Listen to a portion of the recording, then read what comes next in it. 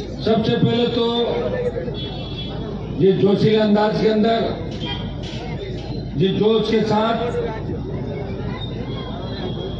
5 घंटा देरी से मैं आपके बीच पहुंचा और आपने मेरा स्वागत सत्कार किया और सर्व समाज के नौजवान, सारी पार्टियों से बंधे हुए नेतागण, संगठनों को बुला के आज इस न्याय की लड़ाई के अंदर उदयपुर का कार्यक्रम देख के लग रहा है। मैंने जब शासन चुनाव के अंदर रैली की घोषणा की तो मुझे लगा था कि उदयपुर और कोटा में थोड़े बहुत कार्यक्रम कुछ मैंने का जोश कम हो सकता है, लेकिन आज उदयपुर ने साबित कर दिया कि सबसे ज्यादा जोशीला इलाका है उदयपुर का इलाका है। ये महाराणा प्रताप की धरती है, ये पूंजा भील की धरती है, ये सावलिया शेख की धरती है और आपने साबित कर दिया।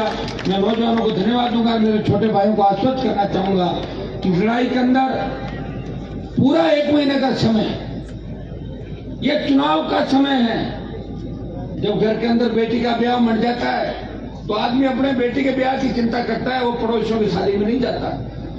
नड्डा जी को चिंता है बीजेपी की सरकार बनाने की, गहलोत को चिंता है सरकार रिपीट करने की और हनुमान बेनीवाल को चिंता है छोटे भाइयों को न्याय दिलाने की। पिछले 15-16 तारीख से परसों जब आप आओगे विद्याचंद्र स्टेडियम के अंदर 1 महीने का बराबर पूरा समय हो गया।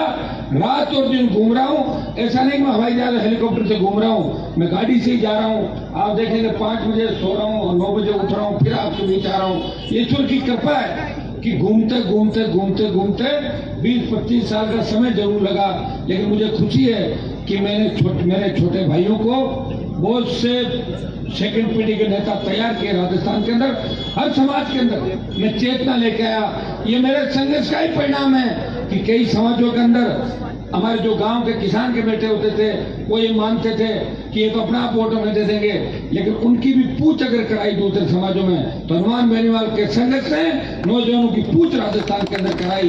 ये आप सबके सामने यहाँ उपस्थित मेवाड़ के हमारे राष्ट्रीय लोकतांत्रिक पार्टी के प्रभारी उदयलाल जी डांगी, जो बल्लभनगर सीट पे भारतीय जनता पार्टी को जिन 4थे नंबर धकेल के जमानत जब्त करवाई थी डांगी जी ने, हमारी ये बहन हो गई लक्ष्मी चौधरी, नैम सिंह पहली अध्यक्ष और नैम सिंह जी आगरा से, भाई दिलीप सिंह जी लगातार अध्यक्ष बना रहे, प्रवीण जी, राजू भाई और ये हमारा शुभम महेश चौधरी, ये सारी जो टीम है आपकी, विनीत जी प्रोफेसर साहब, तो लगातार मेरे से दिल से जुड़े हुए विनीत जी और हमेशा मुझे चिंता करते रहते हैं।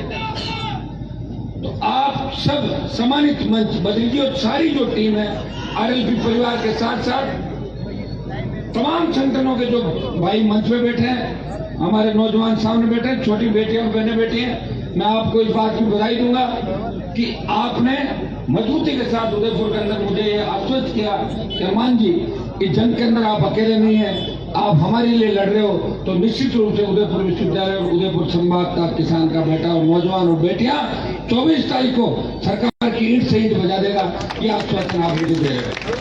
भाई और शासन चुनाव पहली बार बंद नहीं हुए।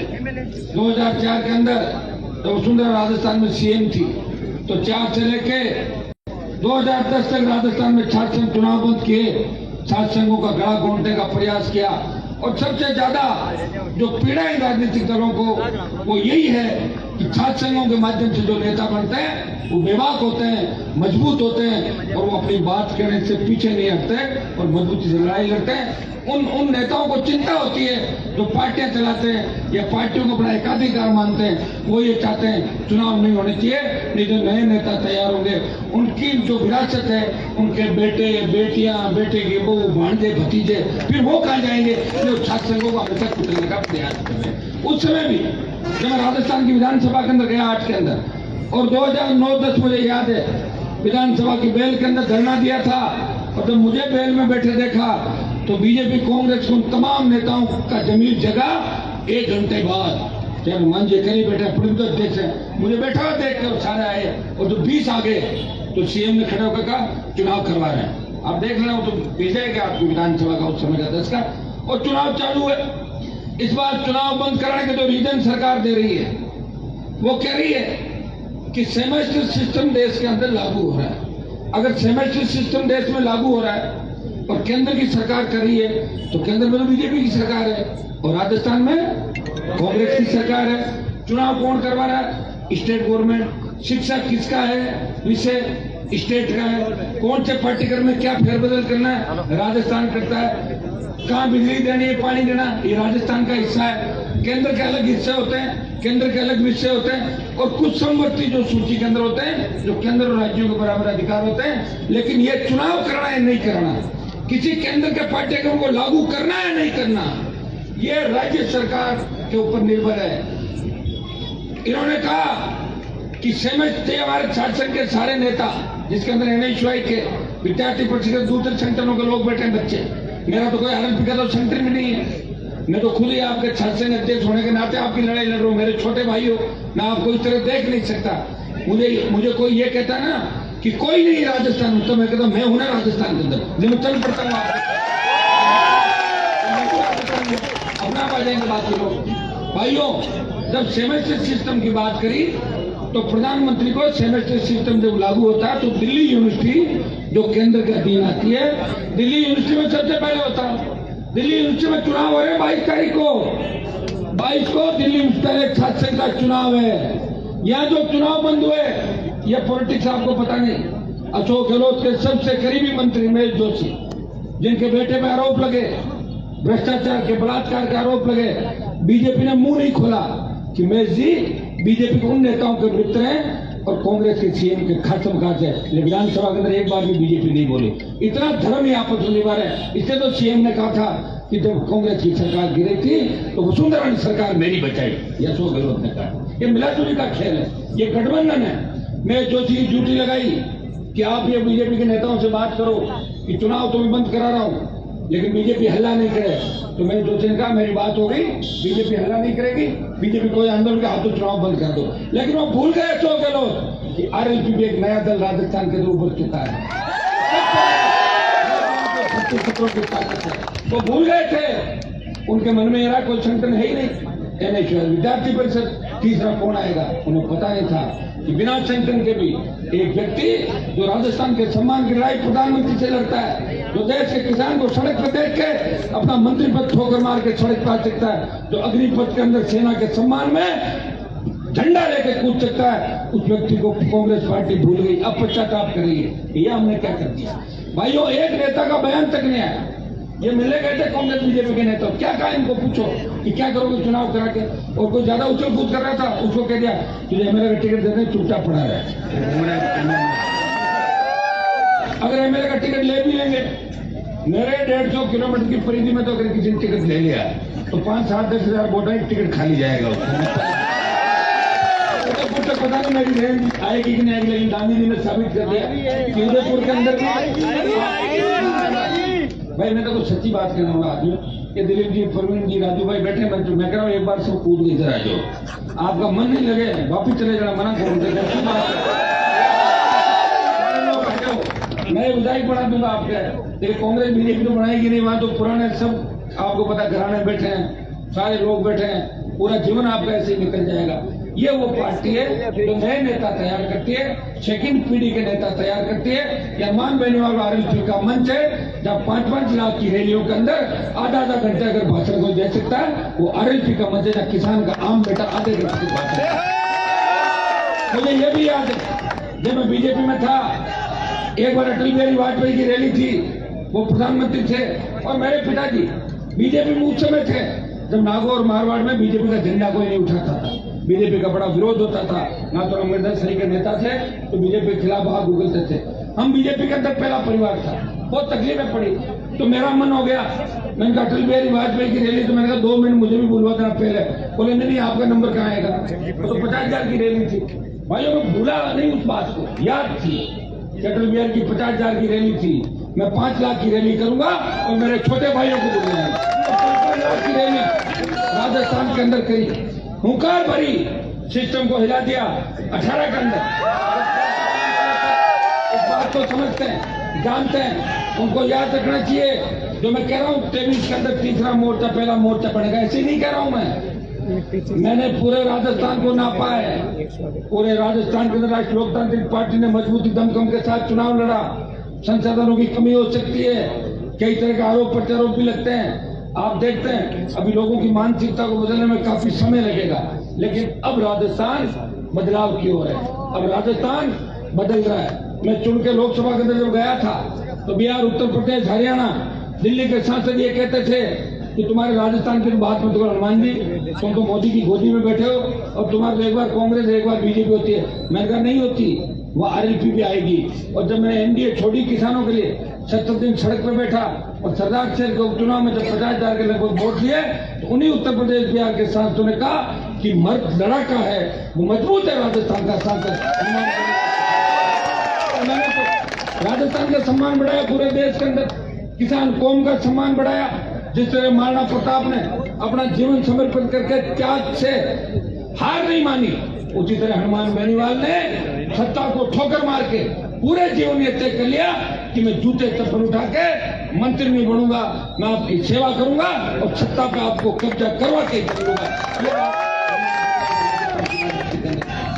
भाइयों, शासन का गड़ा जिस तरह घोटा गया, जिस तरह सरकार ने सोचा कोई बोलेगा ही नहीं, ये तो ऐसे ही है। और लिंगो कमेटी, कौन लिंगो था, कौन सी कमेटी थी, किसने जांच करी, किसने कागज देखा? मैं तो ये कहता हूं मैं सरकार के नजदीक आगे हटा दूंगा लिंगो का। क्या है लिंगो का? बच्चों को प्यार होना चाहिए कि अगर एक बार चुनाव हारता है तो दूसरे बार नहीं लड़ेगा तो जीतेगा कैसे? हम सब हार के तो जीते एक बार, हम सब एक बार हारे थे। पहले ट्रेंड था कि जो हारता था वो अगली बार जीतता, ये ट्रेंड पहले से थे, इसलिए तो कर दिया लिंगो, एक बार चुनाव लड़ो घर जाओ। एक कॉलेज का मैं वीडियो देख रहा था, तो प्रिंसिपल प्रेसिडेंट को कह रहा था कि आप अपना ऊपर का बटन बंद करो नहीं तो सस्पेंड कर दूंगा। ये क्या दादागिरी भाई प्रिंसिपल आपकी? ये मंजूर नहीं। विश्वविद्यालय कॉलेज की स्वायत्ता के अंदर सरकारी दखलंदाजी। मैं ये नहीं कहता कि हम हमारे बच्चे दादागिरी करके कोई गुरुजनों का अपमान करते हुए नीचे बैठे हैं। यहाँ पे प्रोफेसर देखिए हमारे बच्चे कितने शालीन हैं, गुरु के लिए अपनी जान की बाजी लगा देते हैं, गुरु के लिए अपने प्राण न्यौछावर कर देते हैं, लेकिन गुरुओं की गड़बड़ी करेगा तो गुरु को सड़क पर ले आते हैं हमारे। जैसे आपका कुलपति था ना जिसको हटवाया था, ये कुलपति का लेके आया था मेरे पास, रवाना हो गया, हुआ कि नहीं हुआ जो भी आप बताएं। तो जो बदमाशी करेगा उसका अपमान भी ये बच्चे करेंगे। नौजवान छात्र है, छात्र नौजवान है, नौजवान बेरोजगार है, बेरोजगार नौजवान छात्र है। इसलिए हमने नाम दिया इस रैली का छात्र अधिकार युवा हुंकार। छात्र अधिकार के लिए लड़ेगा, युवा हुंकार बढ़ेगा, दोनों पार्टियों को घर बिठा देंगे और इस बार आपका राज आएगा। मैं आपको बता देना चाहता हूं, अगर हमारे 18 के चुनाव पर आप जाओगे, 18 के चुनाव में 1,39,00,000 वोट मिले थे कांग्रेस पार्टी और 1,36 मिले थे भारतीय जनता पार्टी को और 80 लाख वोट मिले थे हम सबको। अब सुनिए, 80 लाख वोट जो मिले थे वो जो मेरे तो 9 लाख ही थे। अब की बार मेरा वोट कितना बड़ा अकेला का देख लो, आरएलपी कितना बड़ा राजस्थान 57 लड़े, 200 150 लड़ेंगे।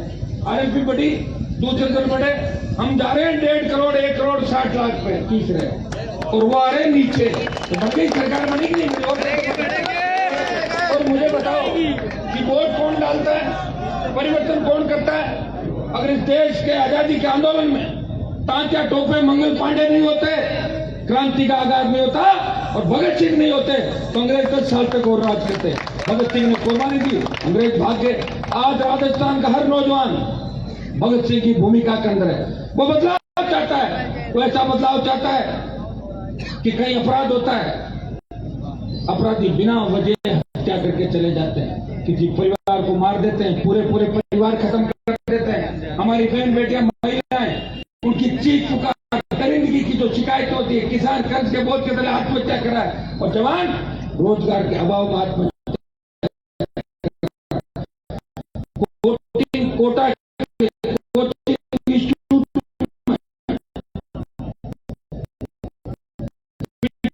सालों में 29 साल लोगों का उधार का झगड़ा मैंने लिया,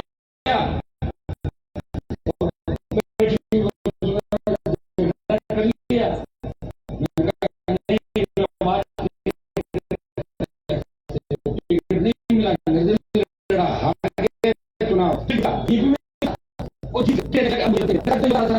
नेता अगर कम्युनिटी कई फेज में के अंदर आए, मजबूत नेता थे, मैं नहीं कहता कि मैं ही मजबूत, कई नेता कई समाजों का आए, लंबी लड़ाई नहीं लड़ पाए।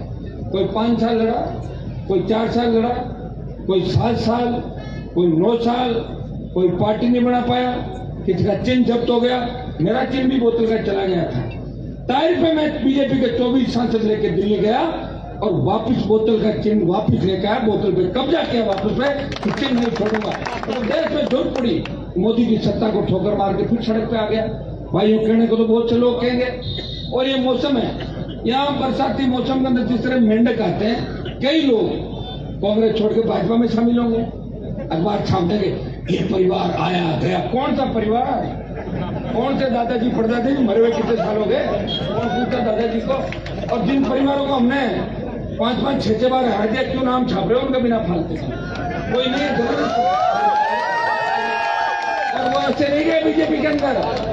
जब ईडी जाती है ना रेड करने के लिए, और सीबीआई जाती है, और ससुराल वाले जब गलत काम करते हैं, लाखों करोड़ का घोटाला कर लेते हैं, तो मोदी और अमित शाह के पास 2 ही ताकत है, ईडी और सीबीआई। तो रोटी देखे जाते हैं, पैर पकड़ लेते हैं, अरे हमें माफ कर दो, हम तो भाजपा ज्वाइन कर लेंगे, ये तो माफ है। और इधर क्या, कांग्रेस ज्वाइन करा दो, 2 मुकदमे लगाओ, एक एसीबी का मामला दर्ज कराओ, आजा भैया पार्टी की बात कर, तो ठीक है। कांग्रेस भी दुरुपयोग करेगी, ये तो दुरुपयोग होता है। अब आप देखना इस मौसम के अंदर इतने लोग भाजपा कांग्रेस ज्वाइन करेंगे आपस में, लेकिन इस बार ज्यादा नहीं करेंगे। उनको डर है कि ज्वाइन करते करते कि आरएलपी वाले हमारा इलाज नहीं करते, शांति से सोचेंगे ज्वाइन करना चाहिए। हर आदमी सोच रहा मैं ज्वाइन तो कर लूं, लेकिन आरएलपी क्या करेगी? तो रुक जाता है, निकलता है, रुक जाता है, सोचता मैं कार्यालय तक जाऊं, फिर सोचता है वो घर से फोन आता है, पापा आरएलपी भी है कि बेटा मैं वापिस आने बार सोचेगा। आरएलपी तो है ही, वो सब कहते हैं आरएलपी सब जगह आ गई। और आरएलपी कोई एक जाति की पार्टी नहीं, वो सर्व समाज की पार्टी। 3 विधायकों में से 2 शेड्यूल कास्ट के विधायक लेकर राजस्थान की विधानसभा के अंदर गया, बसपा एक भी शेड्यूल कास्ट का विधायक नहीं जीता पाई। आरएलपी 2 शेड्यूल कास्ट के विधायक लेकर राजस्थान की विधानसभा के अंदर उदयपुर के अंदर मेवाड़ की धरा पे अगर आपने मेरी मदद कर दी, मारवाड़, बीकानेर डिवीजन और शेखावाटी भरतपुर के अंदर भारतीय जनता पार्टी और कांग्रेस को बहुत पीछे धकेल दूंगा। कोटा और उदयपुर, जहां मैं कह सकता हूं कि कोटा और उदयपुर में थोड़ा सा मुझे डर लगता है, जवानों से डर नहीं लगता। यहाँ नेताओं का जो ट्रेंड है वो पार्टियां बदल के एक दूसरे की तरफ, ऐसा नहीं है निर्दलीय नहीं जीतते, निर्दलीय भी जीतते हैं, बीटीपी भी जीती, बीएसपी भी जीती, और लोग भी जीते। काश अब सारा मामला एक जगह आ जाए हमारा राजस्थान, क्योंकि अब दोनों संभाग अगर ठीक हो गए तो आप सबसे बड़े दल के रूप में राजस्थान का दल। मारवाड़ में आरएलपी सबसे बड़ी सीटें जीत रही है, नंबर 1 का दल रहेगा। बीकानेर डिवीजन में 1 नंबर दल, शेखावाटी में 1 नंबर दल, जयपुर भरतपुर के अंदर 1 नंबर दल। अब उदयपुर कोटा के अंदर आप बहुत पीछे धकेल दो तो 1 नंबर वाला 2, लेकिन 3 नंबर नहीं जाएगा, 2 नंबर तो तय है, कितना ही कुछ हो जाए। हमारे पास संसाधन नहीं, आप जानते हो, अगर संसाधन होते तो अमित शाह की ईडी मेरे घर पे भी आ जाती, आती कि नहीं आती? इसलिए तो ईडी नहीं आ रही। ईडी आएगी तो क्या ले लेगी? 2-4 जोड़ी पैंट शर्ट और जूते, उसमें केस नहीं कर सकती है। लेकिन जो तुम्हारा जोश है, इंतजार तुम लोग करते, इंतजार नहीं करते राजस्थान में लोग, पथराव करते हैं सारे इंतजार अपने उस व्यक्ति का करते हैं जिसके प्रति उनके मन में भावना होती है। और उदयपुर के अंदर आपने दिखा दिया कि उदयपुर में जब डांगी जी के चुनाव के अंदर 1 महीना मैंने मेहनत की, उदयपुर के हक और अधिकार के लिए जब मैं लड़ा था, उदयपुर में छोटी सी बात होती है, अगर हनुमान बेनीवाल उसकी टीम आई थी प्रतापगढ़ के अंदर, जिस तरह हमारी आदिवासी बहन को निर्वस्त्र करके घुमाया, मेरे तीनों विधायक आगे थे, बीजेपी ने एक बयान दिया, उसके बाद क्या हुआ? अरे बीजेपी का कोई हुआ क्या मामला? आए थे क्या अमित शाह? आए थे बांसवाड़ा, गए थे क्या उसके घर पे? प्रियंका गांधी गई क्या घर पे? बताओ तो सही आप लोग। वोट कैसे मिले?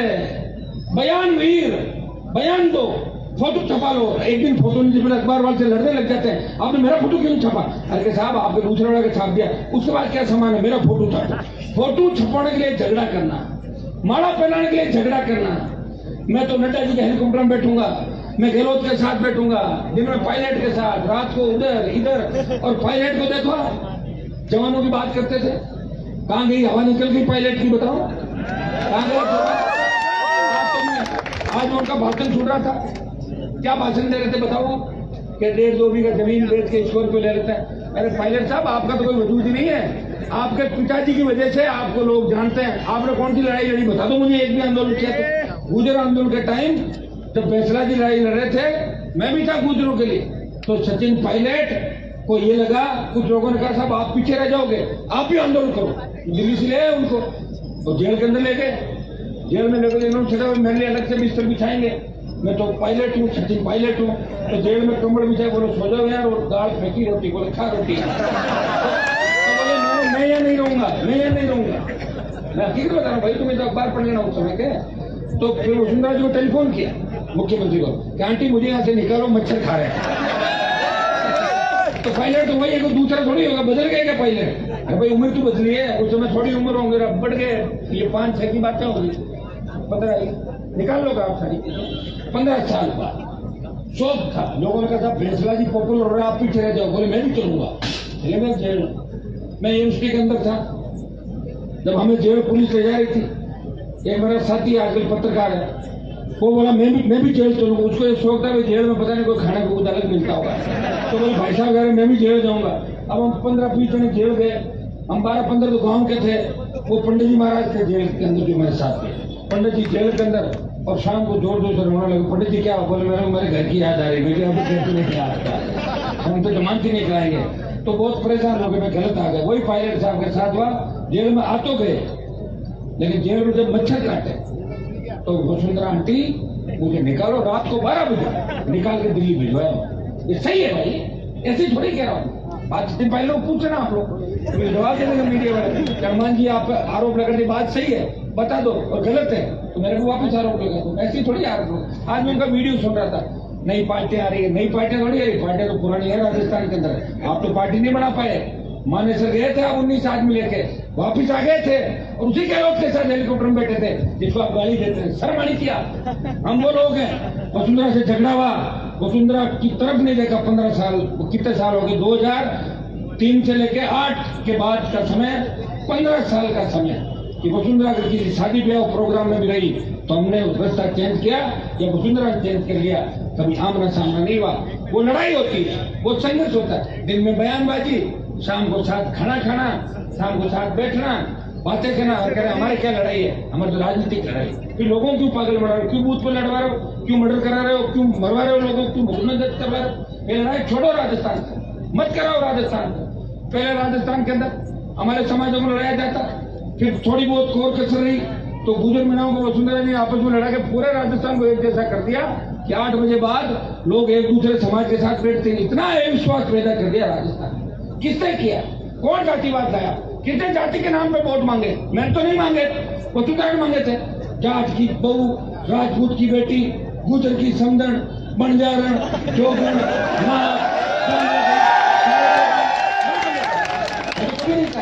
राष्ट्रीय लोकतांत्रिक पार्टी, किसान की party, schedule caste, SC, ST, OBC और आर्थिक आधार पर आरक्षण की पैरवी करने के लिए बड़ा कलेजा चाहिए।